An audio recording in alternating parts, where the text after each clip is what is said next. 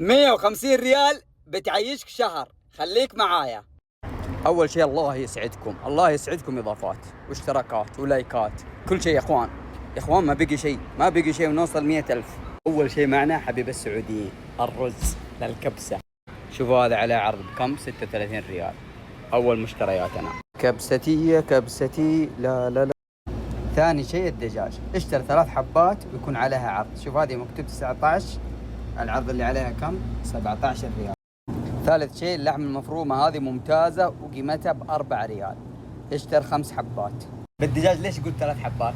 عشان كل يوم تسوي لك ربع، يعني تكفيك بإذن الله غدا 16 يوم. هذه إذا حاب تغير يوم تبغى كبسة حمراء. وهنا إذا حاب تدلع نفسك وتسوي سلطة، 3 صحون ب10 ريال. هذا إذا حاب يوم تغير عن الكبسة اشتر لك 2، ترى الواحد يكفيك 4 أيام. لا تنسون اللايك والاشتراك. طيب مجموع مشترياتي ب 132 ريال، يعني كم الباقي؟ 18 ريال.